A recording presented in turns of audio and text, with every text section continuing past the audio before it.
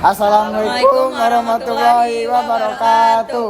Kami di sini dari kelompok 9 Nekropolis. Sebelumnya saya akan memperkenalkan diri anggota kelompok.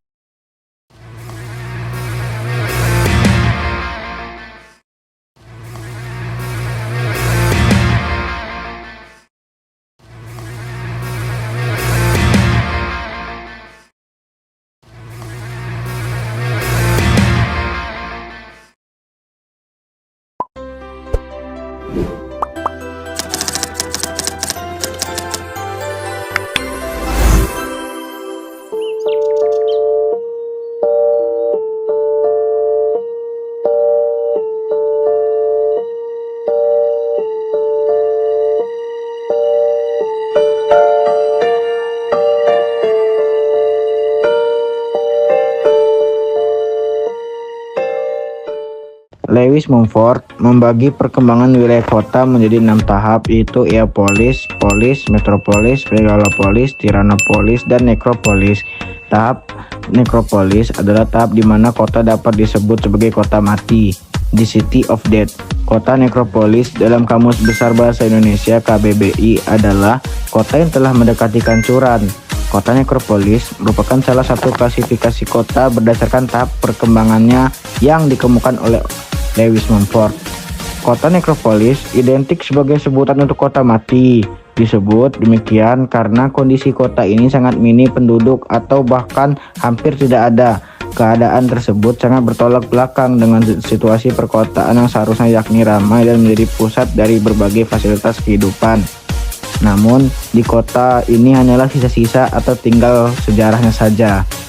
Nekropolis menjadi tahap terakhir dari fase kehancuran sebuah kota. Pada fase ini, penduduk mulai banyak yang meninggalkan kota karena beberapa alasan, seperti adanya peperangan, kelaparan, penyakit, atau wabah yang melanda kota tersebut. Akibat keadaan inilah mengakibatkan kemunduran fungsi-fungsi kota sehingga menunjukkan gejala kehancuran. Kondisi ini di mana kehidupannya mulai sepi, menuju ke arah keruntuhan, bahkan berkembang menjadi kota mati, sehingga kota tersebut mengalami kehancuran peradaban.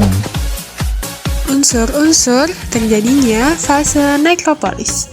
A. Kelaparan, yaitu akibat gagal panen, kekurangan sumber daya, atau pemutusan rantai pasokan makanan yang parah. B. Perang, yaitu di mana konflik bersenjata yang menghancurkan infrastruktur dan menyebabkan ketidakamanan. C. Bencana alam, yaitu akibat bencana besar seperti gempa bumi, banjir, atau epidemi penyakit yang membuat kota tidak dapat pulih. D.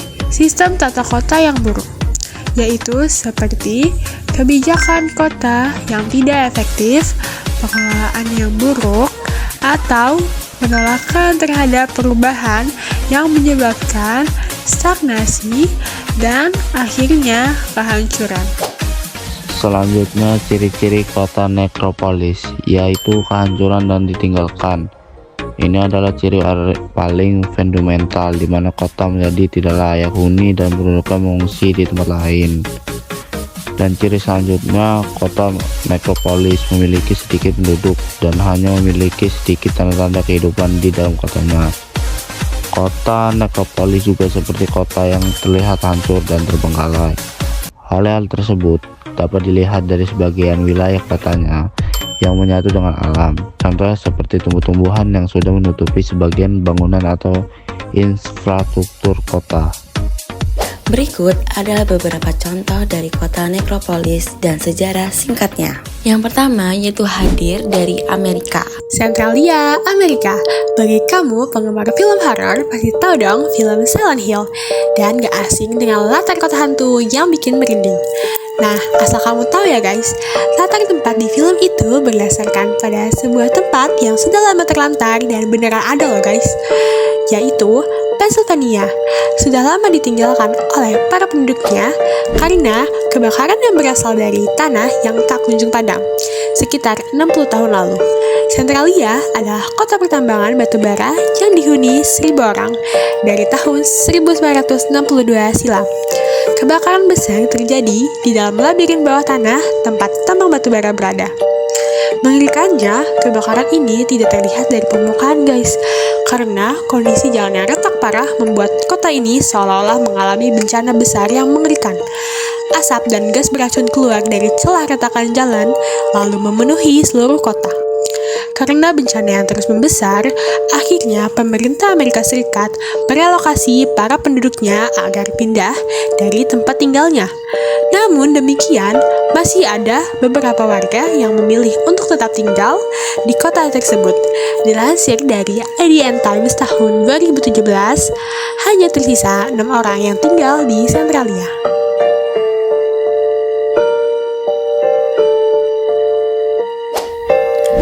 Selanjutnya adalah sebuah kota yang terletak di Ukraina. Kota ini awalnya memiliki pemandangan yang sangat indah guys. Tapi siapa sangka kota ini menjadi kota mati yang terlantar dan tidak ada seorang pun yang menghuni. Ini dikarenakan kota tersebut terdampak bencana nuklir terburuk dalam sejarah peradaban manusia pada tanggal 26 April 1986. Pada saat itu, penduduk pria Ukraina sedang tidur lelap. Tidak ada yang menyangka, malapetaka mengintai sekelompok teknisi yang sedang menjalankan eksperimen dengan reaktor. Reaktor tersebut menjadi tidak stabil dan meledak. 2 pekerja tewas seketika, dan jumlahnya kemudian bertambah menjadi 32 orang. Tetapi petaka sesungguhnya justru terjadi setelah kejadian penduduk Pripyat diperintahkan untuk mengungsi. Pada saat itu, ada 50.000 orang yang tinggal di sana. Tetapi, efek radiasi terlanjur menyebar, ribuan orang pun tewas secara bertahap. 5.000 orang meninggal dunia akibat kanker dan penyakit lain.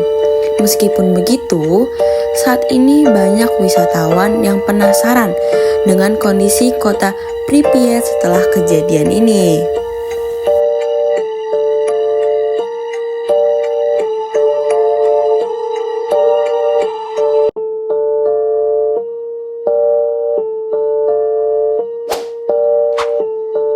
Selanjutnya yaitu kota Krakow, berada di daerah Basilicata, Provinsi Matera, Italia.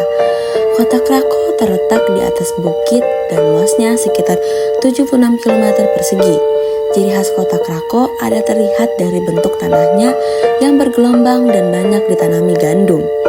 Pada awalnya, sekitar tahun 1277 sampai 1561, penduduk kota Krakow meningkat pesat, bahkan jumlahnya mencapai 25.000 jiwa. Namun sayangnya, kota Krakow gak berlangsung lama guys, yaitu pada tahun 1656, wabah mematikan melanda kota ini, sehingga ratusan penduduk meninggal dunia dan membuat penduduk kota Krakow berkurang. Dilansir dari HuffPost, setelah wabah mematikan itu melanda pada 1960-an, serangkaian peristiwa yang dipicu oleh tanah longsor, banjir, gempa bumi, dan infrastruktur yang buruk secara bertahap memaksa setiap orang untuk berimigrasi ke kota tetangga. Nah, pada saat itu, kota Krakow menjadi kota yang tidak berpenghuni. Meskipun sudah tinggal lama oleh penduduknya, kota Krakow sekarang menjadi tempat wisata karena banyak yang tertarik dengan keunikan arsitektur bangunan ini.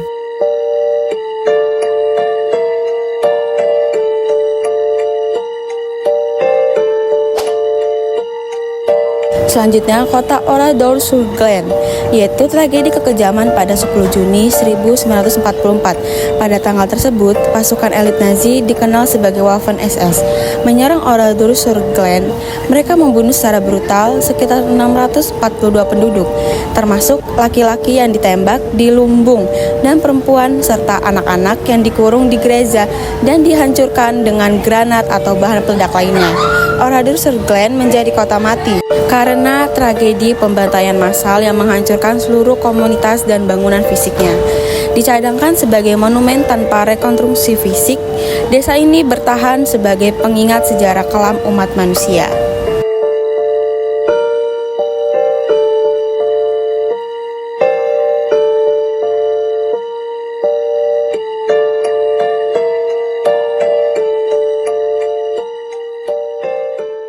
Sekian video dari kami, semoga video bermanfaat dan dapat dipahami. Mohon maaf atas kesalahan kata. Kami akhiri, wassalamualaikum warahmatullahi wabarakatuh.